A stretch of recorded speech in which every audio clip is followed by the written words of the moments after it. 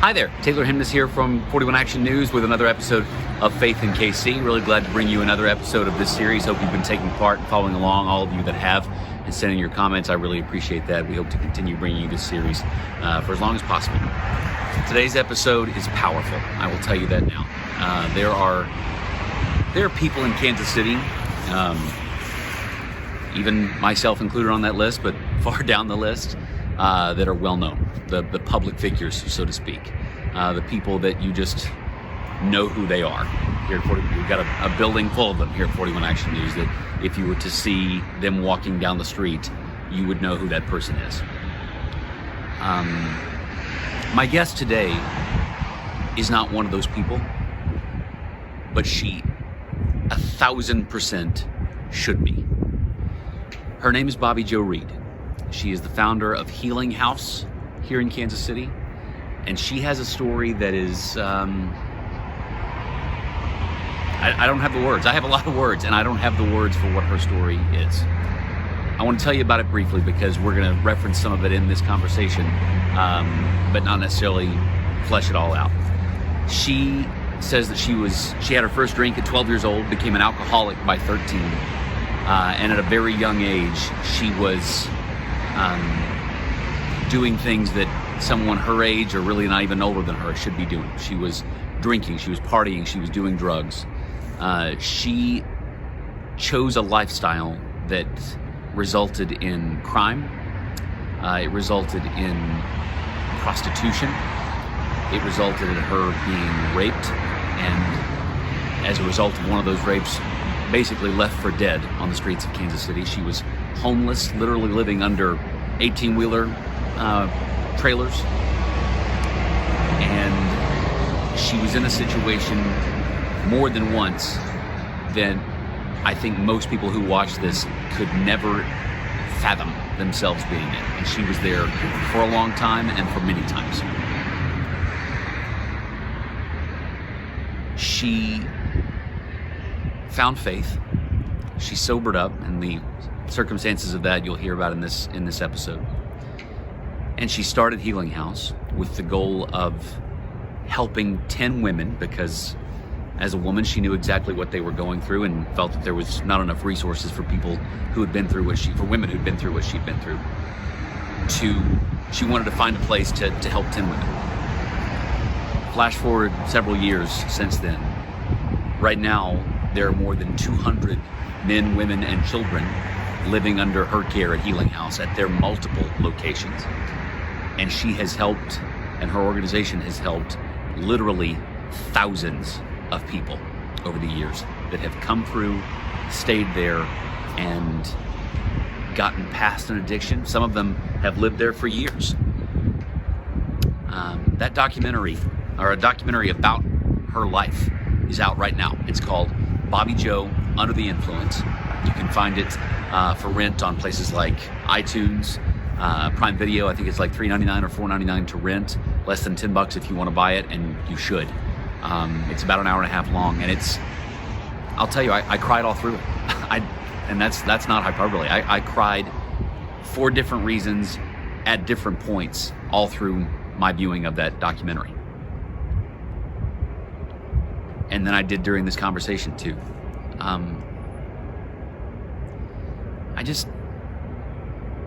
I can't get my mind around being through what she's been through and then having the strength to do what she does. I tell her in this conversation that I don't know if I'll ever have a faith like hers because of what she's been through, and she puts it all on God, and that's why she's the guest of this episode. I wish we could play the entire documentary. That's why I'm encouraging you to go rent it and to listen to it, buy it by all means, because we can't go through that entire storyline through this conversation, because she's a very busy lady and she was very, very kind to give me just the time she gave me. But I hope you'll enjoy this episode for what it is, for what it means, for what it can be, and I really hope it moves you and frankly inspires or influences you the way that I hope that it has me. I should say, There's another podcast that we produce here at 41 Action News in addition to 41 Files, which you may be listening on to this episode right now. It's called Screen on the Spot. It's about movies and television. And the makers of the documentary are this week's guests on Screen on the Spot. So they're a pair of Kansas City filmmakers that made this film. Go listen to Screen on the Spot after you listen to this and hear about the making of the actual film and what that process was like. If you have comments, thoughts, questions, as always, you can reach out to me on Facebook, Twitter, Instagram. You can email me at taylor.hemness@kshb.com and let me know what you think about this series or people we should reach out to. I just can't tell you how much I hope you listen to this entire conversation. And I hope that Bobbi Jo is one day someone who can walk down the streets of Kansas City and everyone will know who she is, because everyone should know who she is and what she's doing. I want to welcome Miss Bobbi Jo Reed to Faith in KC today. Bobbi Jo, thank you for taking the time out today. I told you before we started recording, I am hoping to get through today's episode without crying, but I make no promises because okay. I know you've got an incredible story. So thank you for taking some time out today. Thank you for having me. I'm honored to be here. So I want to start with this. What is faith to you? What does it mean to you? What is it to you? How do you describe what faith is in your life? It's just a knowing God and knowing that He's in charge. It's just a complete awareness that God is at work in my life and that I trust that with every step of the way. I trust in Him every step of the way. That hasn't always been there for you, though. Oh, no, of course not. No. We're going to talk at length today about, and 41 Action News reporter Charlie Keegan did a story last fall. There's a new documentary about Bobbi Jo. It's called Under the Influence that's out right now. And I'm hoping to be able to show some clips of this during this interview. But if you're not familiar, Bobbi Jo operates an organization called Healing House. And how many spots do you have now? How many homes and apartments do you have now? 14 homes, 30 apartments, and then some commercial buildings for admin building and a recovery community center. And so it's pretty big. Yeah. I don't know when this happened, but I'm just glad I'm there for the ride. Bobbi Jo, I think a lot of people during the last 12 months, thanks to COVID, have experienced low points in their lives. Your low point was not COVID related. For the people that are not familiar with you or your story or haven't seen the documentary, what do you call the low point of your life? I went through a lot of horrific things during my addiction, but I think the big eye opener, if that's the term you want to use, was when my dad passed away. And he was always my hero, and I always wanted him to be really proud of me. And he passed away, and I got sober a month later to the date of him passing.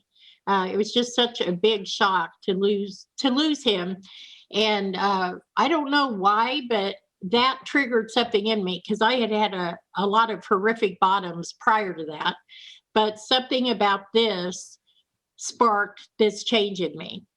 And so, I got sober a month to the day of him leaving this earth.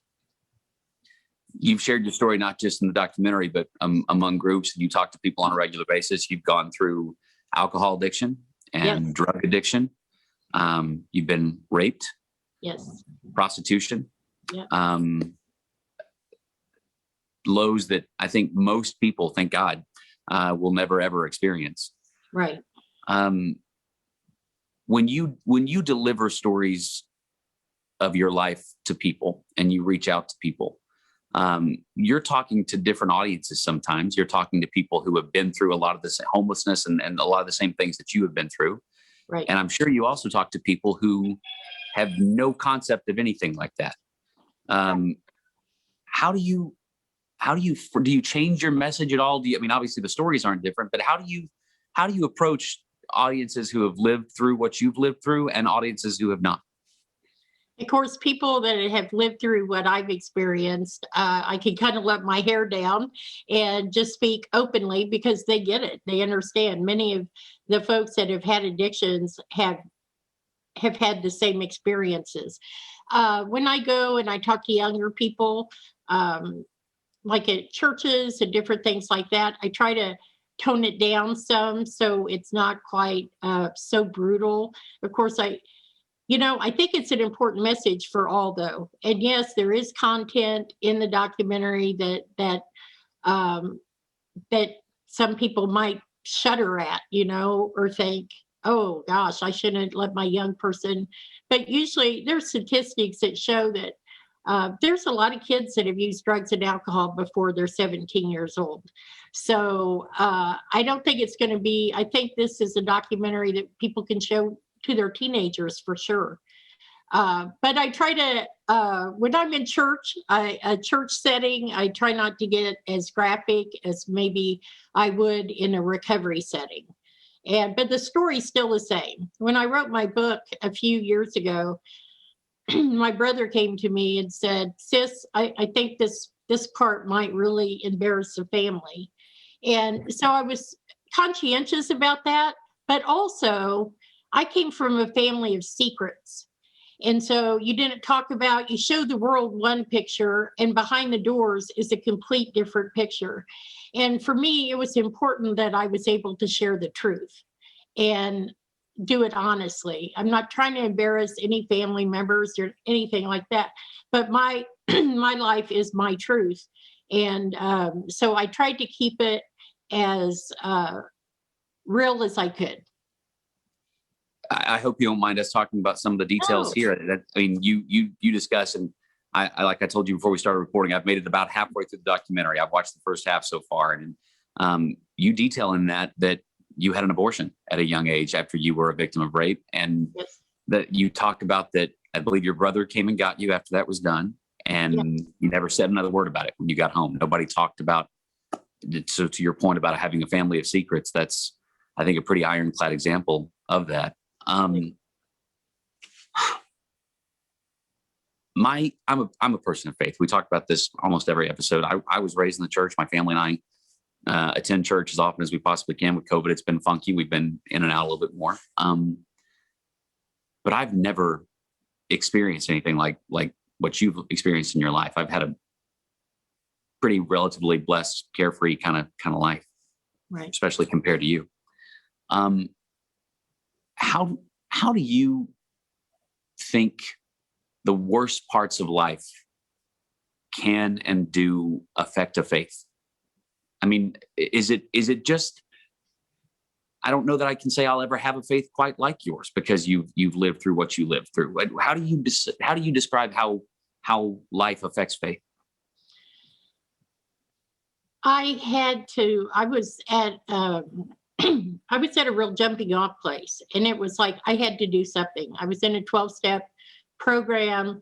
I had worked all the 12 steps. I was helping people. I was doing a lot of things in my recovery, and yet this void came back at the center of my being.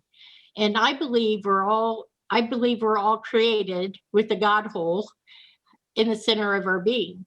And for me, I rejected that from the beginning. I wasn't really, my parents didn't go to church. We didn't talk about faith. We really didn't talk about God. So I just had no understanding of God at all. So for me and for most of us, if we don't learn about God early on, we start trying to stuff things in our God hole, right? So me, and think about a baby, an infant, and the baby cries to get attention or to get held or to get fed. And so you cry out for this and you're wanting something to make you feel okay. Later on, it could be a bicycle or a tricycle or a little boyfriend or girlfriend. And the newness of everything eventually wears off, right? The bike gets a flat tire, or if it's a car, the car gets wrecked, or, so we try to stuff things in this God hole our whole life. And mine, unfortunately, was alcohol, drugs, men, just, I ran through my whole life trying to numb the pain. And I think that we're lost without faith. I think about the Israelites and how they stumbled around out there for 40 years. I almost caught up to them.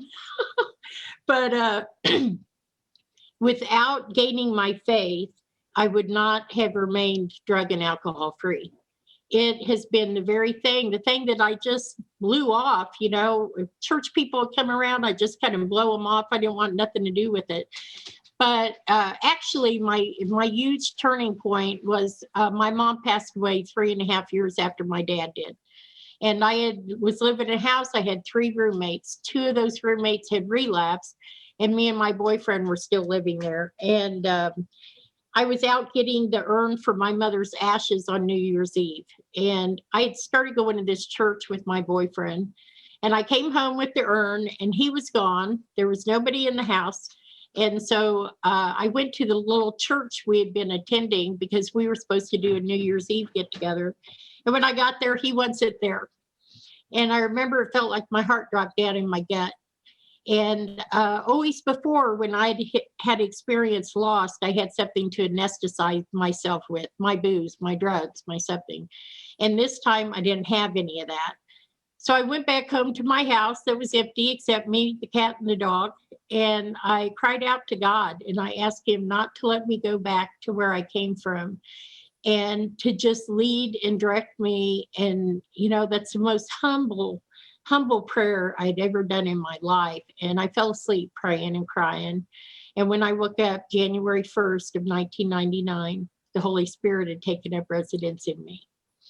A wretch like me, right? And Amazing Grace is my theme song, I'll tell you that. But, and the fear that had been with me for 30 some years, the fear was gone. And I didn't have to operate in fear anymore. And he started leading and directing my feet, my path, my thinking, everything. And I mean, that sounds kind of crazy to a lot of people, that you could go to sleep praying and the next day you could be a different person. Now, not to say that everything fell off me that very day. I still kind of tried to get my will in there, but God was really in charge, and he did start directing my journey, and the fear had been removed, and just amazing. And things that had held me captive for years, I was able to walk away from. Bad relationships, chaos, drama. I was done with it. And so I trust God doesn't speak to me audibly, but God speaks to my heart. And God continues to show me what's next. This is what you're going to do. And, it was easy when God just put that on my heart and I could take action, but now I got a board of directors. So now I have to say, okay, God put this on my heart. What about you guys? But they really kind of, as a board, they've kind of seen my vision is in tune with what God wants. And we try to make it happen when it comes to me. Because it's so much more than providing a home for people. It's so much more than housing someone. It's much, much deeper than that. It's, mental, spiritual, and physical. And physical is the easiest to fix. Now we got to change our thinking, our feelings, and we have to have faith in a power greater than ourselves. You mentioned that when you were a child, you didn't go to church very much, and that wasn't a part of your family. You mentioned in your documentary and your story that your first drink was when you were 12 years old, I believe, is when you first started drinking. Yes. So you wouldn't say that faith and spirituality was something that you left and came back to, No. Because there are people that have that situation, that are raised in the church and then leave and then later on come back to it with a different type of personality. That's not the case for you. No, absolutely not. But at Healing House, I have had many, many people come through that as a child or early on, they did go to church, but then they left the church, or they had hard feelings and left the church. We're a faith-based organization, but that doesn't mean that you have to be a Christian to walk in the doors. Jesus meets people right where they're at, right? And so I don't have to convince somebody to become a Christian. My walk, I hope people come to Christ by watching what I do on a daily basis and want what I have.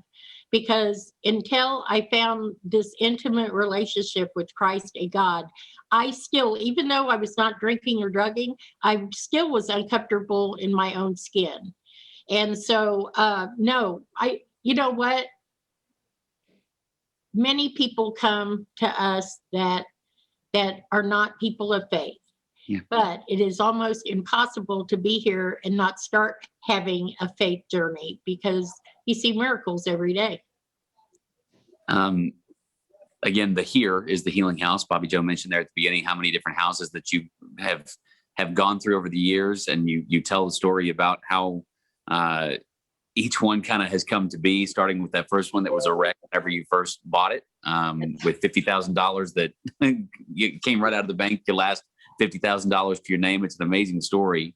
Yeah. And so now you work to provide a place for people who have been through the same thing that you have been through, so they don't have to be living under boxcars like you lived for a while and have no place to go.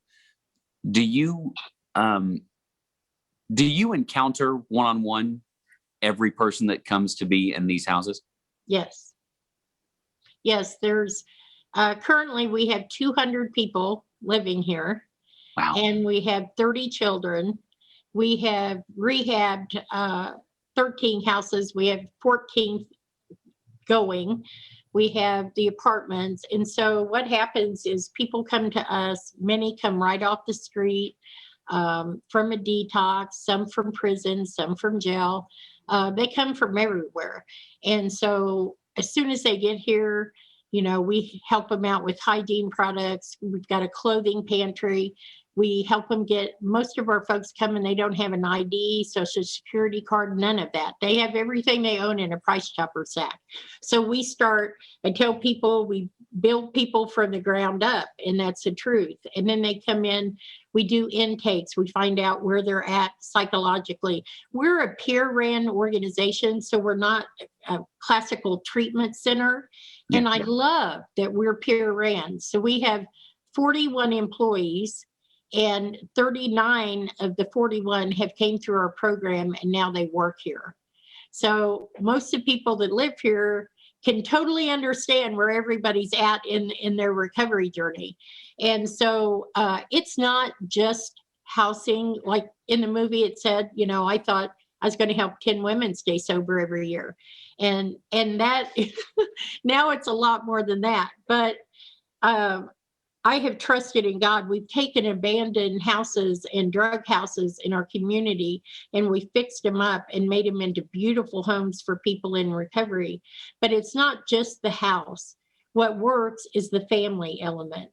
When COVID is not happening, we would all come together at 5:00 in the evening, pray, eat dinner together, sit around and talk about our day. What I tried to do is create a family like I always wanted. That you would sit and talk over dinner, have family game night. We would go camping and go on, do things together as a group. And so we help people with everything. I mean, I've had grown women come here that have had 3 kids that don't know how to operate a washing machine. No, they don't know how to cook or budget or clean pardon me, they get all the life skills that they possibly could need. What we're trying to do, it's not a handout, it's a hand up, and it prepares people to have purposeful lives when they leave from us. There is no exit date, though. I've got one little girl that's been here 13 years with me, and we're the only family she's ever known. And so there is no exit date to the body of Christ, not that I'm aware of. And that's what it is here, a big family. And that's why we have the success we do. And everybody calls me mom. That's not mandated. But and I've had people say, I'm not going to call you mom. You're not my mom. I'm like, okay, honey, call me whatever. And within a couple of weeks, they're calling me mom, because I am definitely the mom around here. And I tell people I have this huge dysfunctional family, but the very cool thing about my family is we're all trying to get better, each and every one of us. So I hope that answered. I'm sorry. It does. I'm curious about, because when you've got that many, and to your point, obviously you've got people that have come to you, and somewhere along the journey, they've walked away from a faith relationship, or they were raised in a faith relationship and have left it potentially, or have forgotten it in some cases. Do you lead with that when you encounter people maybe for the first time? How early on? Because obviously you've got a powerful story that you can share with people, and you can literally say, I have been right where you are right now. And you can lead with that if you so choose. Where do you insert your faith story into these conversations with people when they come to Healing House? At the very beginning, there's no secret that we're a faith-based organization. And so we have several different spiritual enhancing activities. So we have Bible studies. We have something called Alpha, which is a beginner's Christianity. We attend church on Sunday. If people don't want to do that, we have other opportunities for them. That could be a time where they study whatever that they'd like to study. We don't do Wiccan or anything like that. So, but people know right off the bat, we are a faith-based home, Christian. There's not a religion attached to us, except we're Christ followers. We love the Lord. And so they know that from the minute they get here. Now, if somebody says, well, I'm an atheist, I tell them, okay, I'm like this. Okay, good. Because you're not going to be when you leave here. And here's the thing. I've never met an atheist, anybody that has long-term recovery that's an atheist. I haven't. And I've been around the fellowship for 25 years, and I've never met somebody with long-term recovery that does not have a relationship with God. So that's proof in itself. But what we try to do is, especially down with the documentary, at the newcomer's house, they take turns watching the documentary so they can get to know me even closer. I'm running in and out. I'm a busy woman. I do know what's going on. My house leaders and me meet and talk daily about what's going on in their individual houses. So each house has a house mom or a house dad. So they oversee all the day-to-day things going on in their home. But faith is very clear at the beginning, and we don't shove it down people's throat. But here's the thing. My mom used to say the proof is in the pudding, right? The proof's in the pudding. So after they're here for a while, I've seen people totally transform and accept faith. This is even bigger than that. We have had people come here that have grabbed on and to a relationship with God. But then we've also had family members. So say little Johnny, we'll use John as an example. So Johnny comes here, he becomes a Christian, and his family are not people of faith, right? But they see that Johnny has changed. And so they know it has to be a miracle that their son changed. And so even the parents, siblings of that person have came to faith because they seen the miraculous thing that happened in Johnny's life. I think that people of faith, it sounds that way. I think that people of faith, and I feel pretty confident this is the case because it happens for me, can be paralyzed is too strong a word, but really bracketed by pressure of maintaining that faith and pressure of maintaining a certain lifestyle. And there are obviously some religions and some faith practices out there that deal with guilt and sin differently than others. I've never been to a confession booth. But absolutely there are people that have and that look forward to that. I'm curious about. I know what I feel as a person of faith, that pressure sometimes of trying to maintain that part of my life. When you have the number of people who are depending on you and your organization, and I think it's fair to say that you feel like God has brought you this far, and you wouldn't be there where you are right now without that part of your life. Do you feel pressure to maintain? Do you feel any kind of, I don't know if this is something I can do every day? Oh, absolutely not. No, this is me. This is me. I'm a person, God created me. God created me to do exactly what I'm doing today. There's no doubt in my mind, 100%. And it's not work. It's not pressure. It's just what I'm supposed to be doing. And, if you ever get in a position where when you're serving God as a job or whatever, that you're helping people, it's not a job anymore. And it's just my life. And, I've devoted my entire life to this work. I'm a single woman. I don't go out on dates. I don't really have a social life. This is what I was spared for. And after you see my story, I shouldn't be around anymore. And there were hundreds of times that I should have been dead, but God spared my life. And you know what? I have credibility to other people that have addictions because of my life. So when I talk to them about what they're going through or have been through, guilt, shame, remorse, pain, all that stuff is like putting duct taping cinder blocks to your feet and going for a swim, right? Jesus came to wash us clean. Yes, you mentioned, I'd had abortion when I was younger, and that even added to my getting worse and worse in my addiction, because I thought, I don't know God, but I know I'm going to hell now for sure. And many of the people that come through our doors don't feel that they're worthy of a relationship with God. They just don't, we think we've been too bad, liar, cheats, thieves, prostitutes. God don't want nothing to do with somebody like me. And for them to really hear the good news that Christ died for our sins and you're washed clean and that sin is put on back, I tell you what, that is so freeing. When they talk, I never got what they were talking about when they said born again Christians.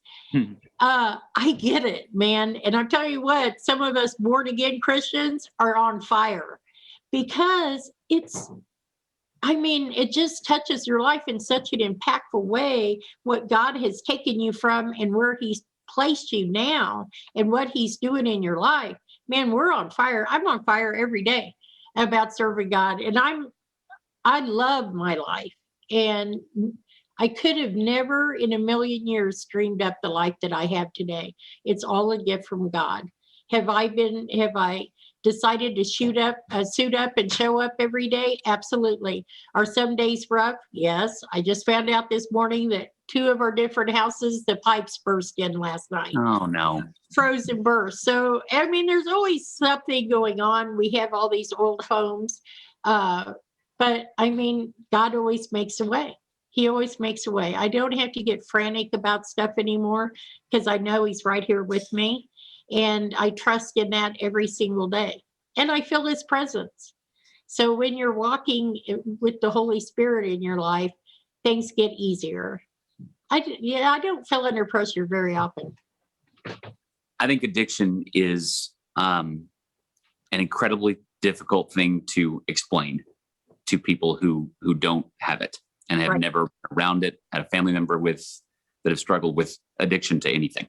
Yes. And it seems to be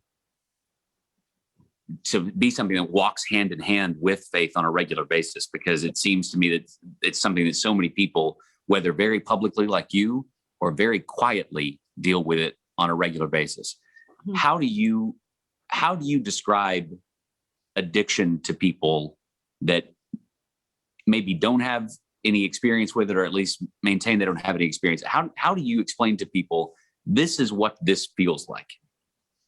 Thank you for opening up the door for that. None of us choose. Well, early on, we are making the choice to drink or to do drugs. And in the beginning, that's absolutely the truth.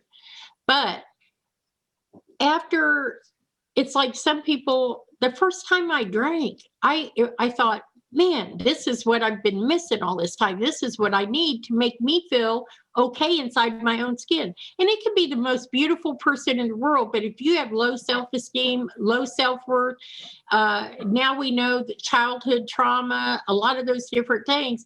And I was an alcoholic by the time I'm 13. Do you think that, how did that happen? But somewhere along the journey, you lose the power of choice and the chemicals in your brain change, right? So now we finally recognize, and I didn't believe this when I first got sober and clean, that it was a disease. Now there's no doubt in my mind that addiction is a disease. The brain chemicals, they've done research and the brain chemicals change and you lose the power of choice. It's not lack of moral fiber why we do all the things we do. You get to a voice.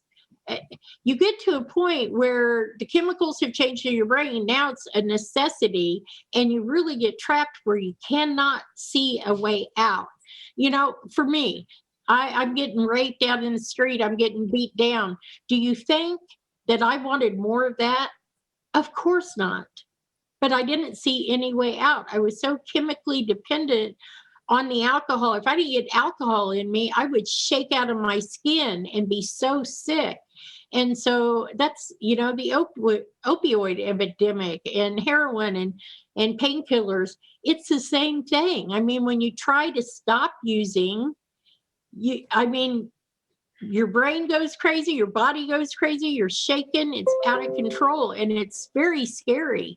And the disease is cunning, baffling, and powerful. And it's not just getting the drink out of somebody's hand or the pipe or the pill. When you do that, then you're left with this messed up brain that's telling you need to use again. And your body is telling you need to use again. And it is horrific. And that's why I said the mental, spiritual, and physical. The physical part is the easiest part, because now our brain chemistry has changed and our brain keeps telling us that we need to use, that we need to do this.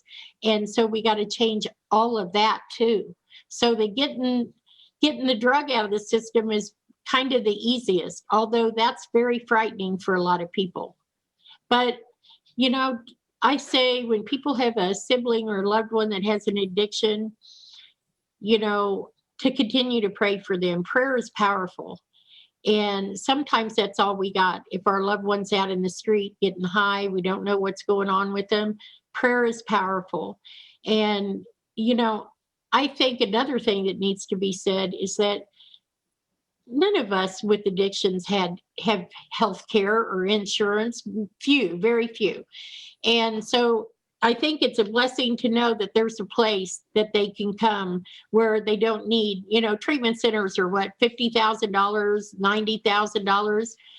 I don't think any family should take all their savings or put their house in mortgage or anything to send their loved one to a high-priced treatment center. There's help right here in our city that's basically free to get your loved one in it, and we're going to help them. And I think a lot of people, and talking, you have to talk. You have to quit being the family of secrets. People, for some reason, have always viewed if they have an addict in their family, that it's an embarrassment to their family. I know my mom did. My mom told her friends, I must have had the flu for 20 years. You know what I'm saying? My mom told her, oh, Sissy. And then she'd tell people, oh, Sissy got in a wreck. No, Sissy was drunker than Hooters Coot. Wrecking into stuff is the truth. But, it was an embarrassment to her that I was this addict and alcoholic. I was an embarrassment to my family. So we didn't talk about it. Yeah. And today, as I proceeded in my journey, my brothers, I have two older brothers, and it was amazing to me because my brothers would call me and say, sis, can you pray about this? Will you pray about this? And then at any family gatherings, they would say, sis, you want to lead the prayer? And I became, somehow along the journey, I became the spiritual reference in our family, that if somebody needed prayer, they would call me. And that was just amazing because I had always marked myself as the black sheep. And many people in recovery do that. But I'm not the black sheep. And I do have value in my family. You know, all that has came back in my life. Yeah. I'm going to put you on the spot a little bit. Okay. And I don't mean to make you feel like you're going to have to call somebody out, but I'm going to give you the opportunity to do so. Okay. Certainly Healing House is not the only organization that is helping people, helping people who are at their lowest spot. And maybe in many, many cases don't have any other place to go. Right. There are hundreds of churches across Kansas City. There are hundreds, thousands of people of faith across Kansas City. Yes. And I'm not just talking about Christianity. I'm talking all of the, this is, as I've talked about, this we've done more than a dozen episodes that we've talked to people from the Jewish faith, people from the Islamic faith. This is not just a Christian-based discussion. Yes. The question is, do you feel like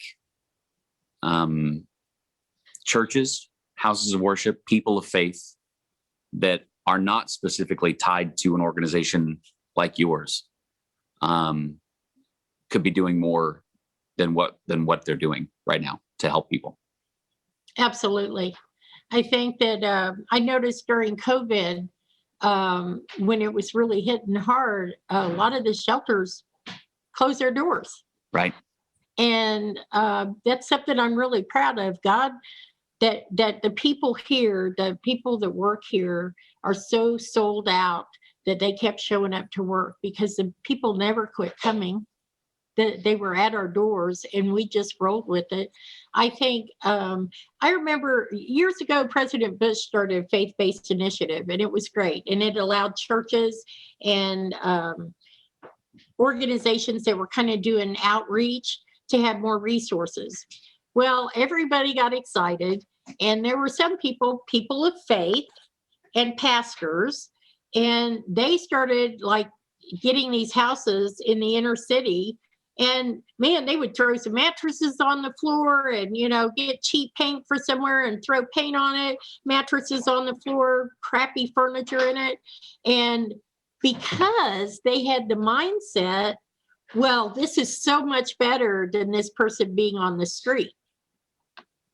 Does God call us? God doesn't call us to give people junk, right? God calls us to give that person the best we got. And so those pastors that were doing that, they got in trouble. And it was a good thing because God doesn't call us to give people our trash.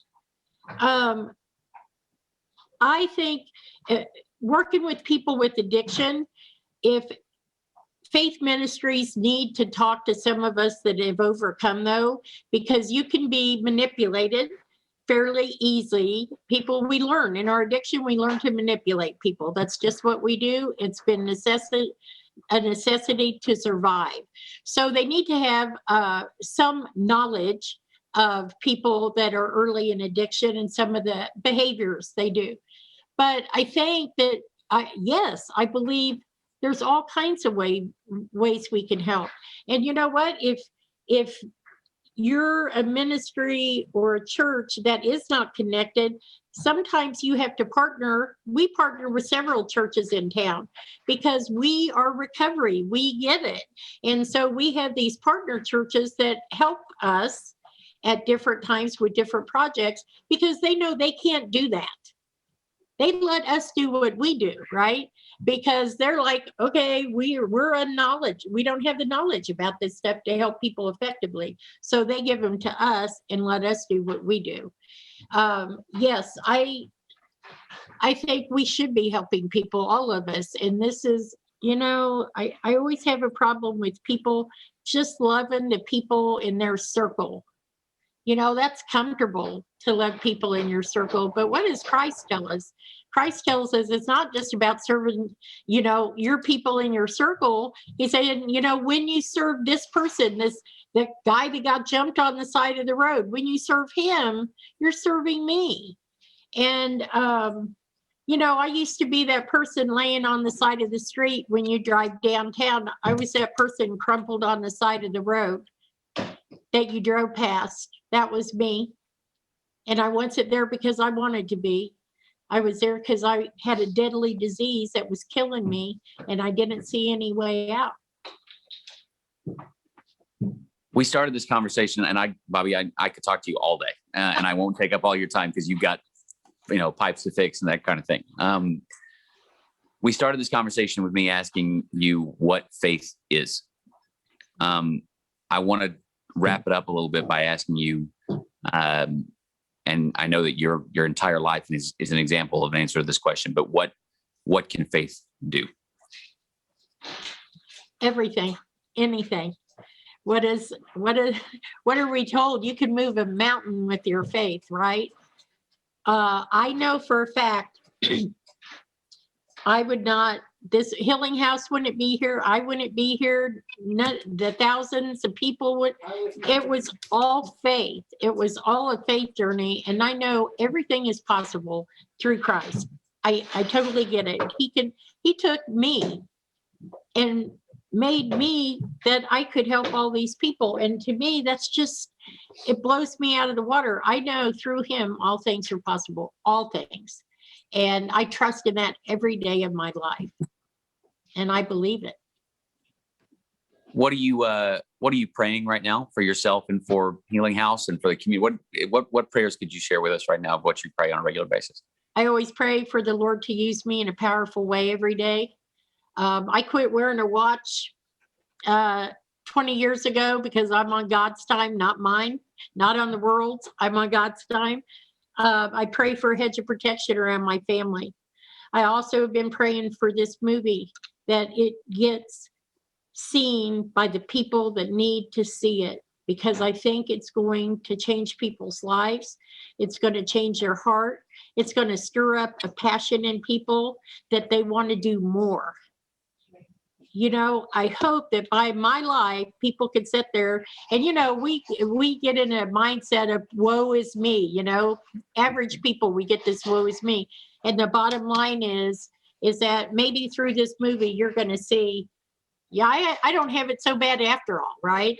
And be pushed to do more in their life.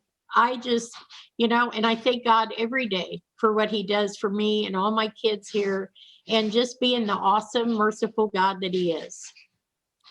Well, on behalf of every average person out there, please do not call yourself an average person ever again. Please don't ever do that again.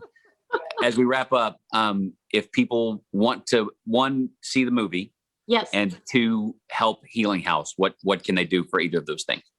Okay, Healing House is www.healinghousekc.org. And then the movie is you can go it's the Bobbi Jo movie. There's a Facebook and there's a page. You can go to that. You can click right on that link to view the movie. I do want to say this, about the first 25, 30 minutes of the movie is pretty hard to listen to. It's rough. It is rough. Yeah. And it's very emotional. But I want people to hang in there, because I promise you that once you get through that, you're going to see God's glory in all its magnificence, and you're going to feel that hope, and it's going to spring up inside you. So don't get bogged down in the beginning. But I needed to share my truth so we can see just how good our God is. Well, Bobbi Jo, I have seen the first 45 minutes, and I feel like I can't wait to watch the rest of the 45 minutes, but I feel like I got a really good preview of it right here in this conversation. So thank you so much for your time and for sharing your story, for what you're doing. Thank you. Amen. God bless you. Thank you for having me.